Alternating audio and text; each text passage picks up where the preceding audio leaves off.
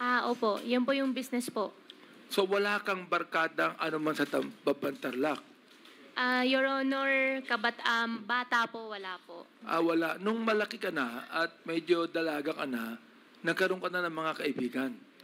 Meron po, supplier ng mais, supplier ng saan? gamot. Taga saan? Taga Banban din? Meron pong taga-Bamban, meron din pong taga-Concepcion, Okay, taga-Capas. kung ikaw ay hindi nagkaroon ng barkada nung bata ka pa, paano ka naging mayor ng Bamban? Kasi alam mo, nung ako naging congressman, Opo. marami kong kaklase ron sa distrito ko eh. Opo. Oo, marami kong kaklase sa distrito ko. Wala akong masyadong kamag-anak, pero yung mga kaklase ko, yung mga barkada ko, tumulong sa akin. Pero ikaw, nakakapagtaka, hindi ka nag-graduate ng college, no? Wala kang masyadong barkada sa Bamban, pero naging mayor ka ng Bamban. Bakit? Your Honor, ang tumulong po sa akin, yung former po na mayor, minigay po niya sa akin yung line-up po niya at mga leaders po niya. Yung former mayor ang tumulong sa'yo. Opo. Anong pangalan po nung former mayor? Mayor John Feliciano. Mayor Feliciano. Opo. Siya po yung barkada nyo, Miss Alice. Opo, opo. Yung pong acting mayor ngayon, na vice mayor dati, siya po yung barkada nyo rin. Acting mayor po na vice mayor po dati, siya po Yes. yung ka-line up ko po. Barkada mo rin siya. Opo, kakilala Andito ko rin siya, po. Mr. Chair, no? Opo. Ayan, kayo po. Oo. Ito po bang si Miss Alice Goo, barkada nyo? Naging kakilala ko po nung ako'y mayor 2001.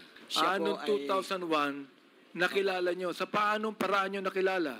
Nagpunta po sa aking opisina nung ako'y mayor. Nag-apply po ng permit para sa kanyang piggery. Ano pong pangalan nyo? Leonardo Cruz Anunciacion. So hindi po kayo ang nagpatakbo kay Miss Alice bilang mayor? Hindi po. Yung dating mayor na Feliciano, bago siya naging mayor? Bago po kayo naging mayor? Bago po ako naging mayor, Kayo po yung naging mayor, correct? opo, noong 2001 po. Nung bago kayo naging mayor, ang mayor po si Feliciano, correct? Hindi po. Sino po yung tinutukoy ni Miss Alice na nagpatakbo sa kanya bilang mayor? Si John Feliciano po. Sino po siya? Naging mayor po siya, di ba? Opo, naging mayor siya po after me po. Ano po yon? After me po, siya po naging mayor. Pagkatapos po ninyo, naging mayor siya. Opo, si Mayor John Feliciano. Okay, since po kayo naging mayor, ano po pangalan niyo ulit, Mayor? Mayor Leonardo Cruz Anunciacion. Mayor Leonardo Cruz. Since naging mayor po kayo dati, bakit po kayo tumakbo bilang vice mayor ni Miss Alice? Kasi po, kinuha po ako ni dating Mayor John Feliciano upang maging teammate ko po siya bilang mayor. Ano po yon?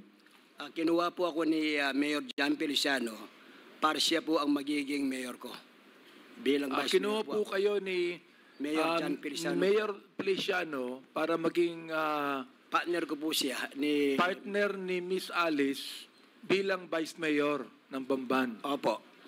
At si Alice po ang mayor. Opo, ganun po. Okay. Bakit po kayo pumayag? Naging mayor na po kayo eh. Bakit po kayo pumayag na maging running mate ni Miss Alice na vice mayor? Para yatang bumaba kayo ng ranggo. Di ba? Nung araw, vice mayor po kayo. Pagkatapos po, nagpahinga na kayo. Binaba niyo yung ranggo nyo. Naging vice mayor kayo ni Miss Alice. Bakit po kaya? Ano po ang dahilan? Ay, okay lang po kasi naging third termer po ako ng mayor. So, wala na po akong trabaho noon. So, kinuha po ako ni Mayor John Feliciano upang siya po ang magiging partner ko po. Kaya ako naman po, pumayag ako dahil po marami po akong mga kakilala at marami po akong supporter. Kaya yung mga supporter ko po, ibinigay ko po sa kanya po kay Mayor Alice Goo. Pero hindi niyo po alam si Miss Alice Goo ay involved sa Pogo sa Bamban. Ay, hindi ko po alam. Hindi niyo alam. Your Honor, hindi ko po alam. Pero nung kayo'y kausap ko, I think, kayo nakausap ko na dito, di ba? Nakausap ko na po kayo. Oo. Pinakilala niyo yung sarili Yun lang po. na acting mayor. Ano po? Yes po. Tinanong ko kayo kung ano ang involvement niyo sa Pogo. Ang sabi niyo wala, di ba? Pero alam niyo may Pogo. Alam ko Alam po, niyo po yun, may Pogo. Parang hindi pwedeng hindi niyo alam eh. ang Pogo po, alam ko po, is illegal. Sa distrito po, alam ko lahat ng sugal sa distrito ko eh. Inaalam ko ho yun eh. Kaya alam niyo rin. Ano po, di ba? Alam ko po yung Pogo is legal po. Alam niyo yung Pogo legal. Yes po. Sino po yung may-ari nun?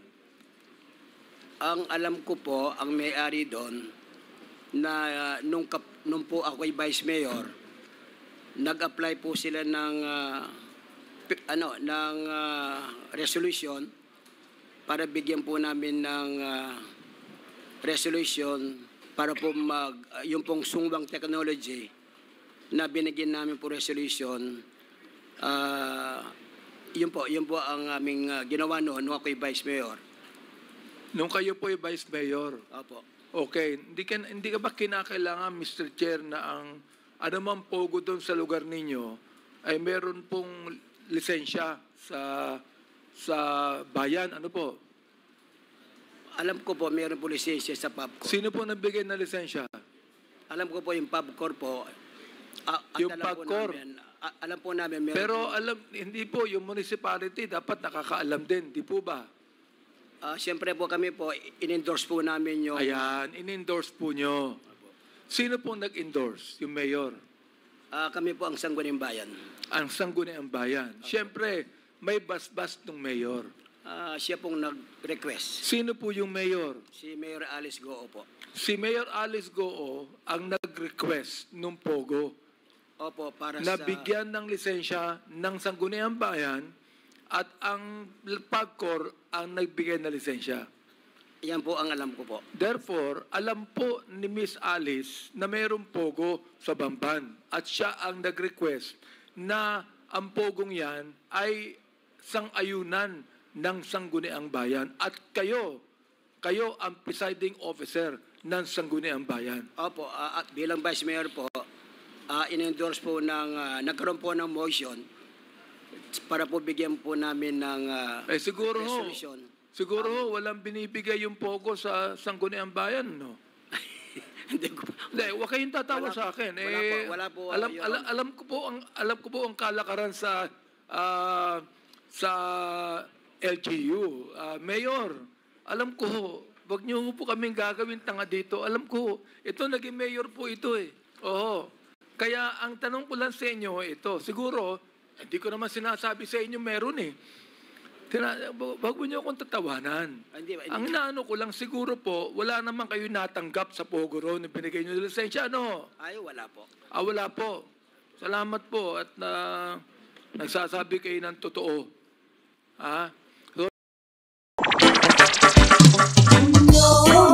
May hulanong salita na ang ibig sabihin dito ay ang pagkakaisa. Bunyog Party List. Halika na, Bunyog Party List ka na.